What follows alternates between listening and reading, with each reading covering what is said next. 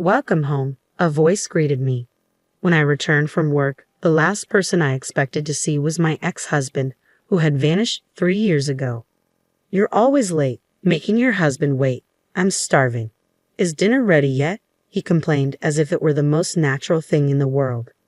My ex-husband had barged into my house and brazenly made these comments. Memories from 3 years ago came flooding back. The image of him dumping all the household chores on me, unfairly shouting at me, stating me up on our wedding anniversary trip, and then disappearing, all resurfaced in my mind. And now, here he was right before my eyes. The man I despised from the bottom of my heart was standing in front of me. The voice that came out of my mouth was surprisingly cold. "Who are you?" I asked. He just stared at me, looking surprised. "My name is Hazel, and I'm turning 30 this year. These days, I lead a peaceful life as a company employee, but I have a past. A past involving my husband, Steve, whom I married when I was 25. I met Steve through a friend's introduction. He was a salesperson with a manly character, the exact opposite of my quiet and reserved self. I was drawn to him because he had qualities I lacked, and so we started dating. In the second year of our relationship, I accepted Steve's marriage proposal. After we registered our marriage, we began our married life in an apartment that my parents gave us as a wedding gift. Everything seemed fine until then. However, after getting married, Steve's attitude changed drastically. During our dating period, he spoke kindly to me and gave me presents. But after marriage, he stopped all of that. Despite both of us working, he made me do all the housework. He left his dirty laundry everywhere, scattered trash around, and didn't even thank me for preparing meals. He refused to do even minor chores like taking out the trash. After living with him for about a month, I reached my limit and decided to talk to Steve one day. "Hey Steve, we're both working. Can't you help a little with the housework?" I asked. Steve sighed as if he were tired. "You know we're married, right, Hazel?" "Yeah, but it's common sense that the wife does the housework after marriage." I couldn't hide my surprise at Steve's outrageous words. "That's not true. These days, it's common for both parties to share the workload." "What? You want your husband to work at home too? You're such a nagging wife. If you don't want to be called that, you better do your job properly," Steve retorted and turned to watch TV. I couldn't say anything and continued doing all the housework. A year passed since our marriage and I became accustomed to managing everything on my own. Steve began saying he was busy with work, coming home late, and even working on weekends. There were times when I realized we hadn't had a decent conversation for 2 weeks. One day, when he happened to come home early, I hesitantly started a conversation with him. "Hey Steve, are you still busy with work?" "Yeah, kind of," he replied. "You've been coming home after midnight recently, and you don't seem to have any days off. Maybe it's better if you change your job?" "Stay out of my business," Steve suddenly yelled, surprising me and making me step back in shock. "I am sorry. I just worry about your health. You don't need to say unnecessary things. Leave me alone." From that point on, Steve followed a pattern of returning home late, sleeping, and leaving early in the morning. We hadn't done anything together for months, like going out on weekends. At this rate, our relationship would fall apart. I had to do something. Filled with anxiety, I came up with a plan. When he returned home one evening, I asked, "Hey Steve, isn't our anniversary during the upcoming holidays?" "Yeah, I guess," he replied gruffly as he removed his tie. Not discouraged, I propose, "Keep that date free. Let's go on a trip together." "A trip?" "Yes, wouldn't it be nice? I'll cover the cost, please." Steve thought about it for a while, then finally agreed. "All right, I'll keep the day free." "That's great. I'll plan everything." And so, Steve and I decided to go on a trip for our anniversary. I hoped this trip could rekindle the bond that had been gradually fading between us. With this in mind, I thoroughly researched and made all our travel arrangements. A few weeks later, the day of the trip arrived. Steve hadn't returned home since he went to work the day before. Our departure was scheduled for 10 a.m., and time was quickly running out. In a panic, I called him repeatedly but couldn't reach him. Finally, in the afternoon, Steve called. "Ho! We're supposed to go on a trip today, right? Where are you?" I asked urgently. "Ah, sorry, work is running late," he replied. "We have a check-in time. We should leave soon. Can you go ahead and check in for us? I'll catch up." "Really? You're actually coming, right?" "I told you I would."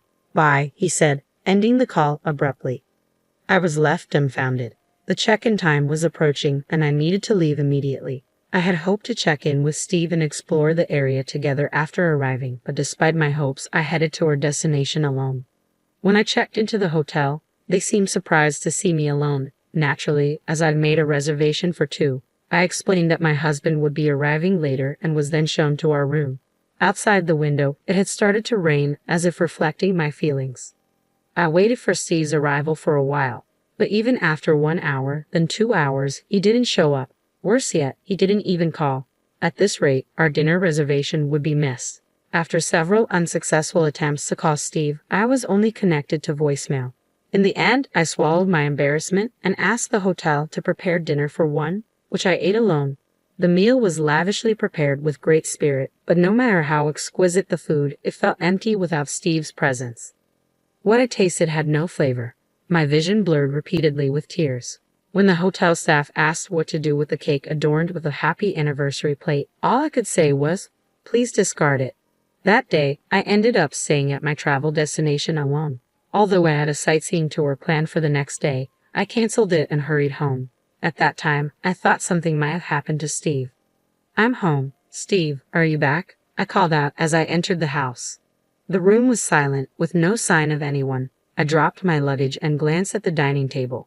There, I found divorce papers signed by Steve and our wedding ring. "What? What is this? What is going on?" I exclaimed. I searched for a letter but found nothing. Looking around the house, it was clear all his belongings were gone. Everything had been moved out. Stunned, I could only sit down on the spot. When I came to my senses, I immediately contacted my mother-in-law. She lived far away, and we had only met a few times, but she was a kind woman who treated me kindly. When I explained the situation, my mother-in-law was also astounded. She had no report from him, and he didn't seem to have gone to his parents' house either. When I called Steve's office after the holiday, I was told a shocking fact. Mr. Smith resigned last month. "What?" I exclaimed. "We've been trying to reach him too, but we haven't been able to get through since yesterday. Could you please tell him to contact us as soon as possible?" they asked. I ended my call with Steve's workplace in a daze. Next, I pulled out my cell phone and called Steve, but all I heard was, "The number you dialed is currently not in use." And so, Steve vanished abruptly. After going through various processes, I submitted the signed divorce papers and forcibly ended our married life. Time passed, and about 3 years went by. I have remarried and now live a peaceful life. Of course, I was initially distraught, but now I hardly ever think about my ex-husband. It's true what they say, time heals all wounds. As usual, when I came home alone after work, I noticed something strange. The lights in the house were on. That's odd. Did I forget to turn off the lights this morning? As I reached for the doorknob, I noticed the front door was unlocked. What's more, there was a pair of ragged men's sneakers that I didn't recognize at the entrance. A wave of tension ran through me, and I was about to pull out my cell phone to call the police when a familiar face appeared at the entrance. "Oh, welcome home, Hazel." "What?" I gasped. The person standing there was none other than Steve, my vanished ex-husband. I was surprised and speechless. Without paying any attention to me, Steve brazenly said, "You're late coming home as usual. You've kept your husband waiting." "I'm hungry. Is dinner ready yet?" Steve's casual inquiry triggered a flood of memories from 3 years ago. The audacity of Steve, unloading all the household chores on me as if it were my duty, yelling at me unreasonably, stating me up on our wedding anniversary trip, and then disappearing off the face of the earth. Now he was standing right in front of me, the man I hated from the bottom of my heart. The voice that escaped from my mouth was surprisingly icy. "Who are you, huh?" Steve, taken aback, stared at me. Returning his gaze sharply, I said, "Leave now, or I'll call the cops." "Whoa, wait a minute. You can't tell me you've forgotten your husband's face," Steve retorted with a smug grin. Upon closer inspection, he had put on weight, let his hair and beard grow out, and looked utterly unkempt compared to 3 years ago.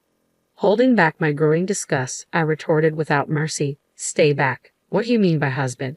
Come on, we're married, aren't we? You haven't forgotten just because we haven't seen each other for a while, have you?" "What are you talking about? I filed for divorce a long time ago.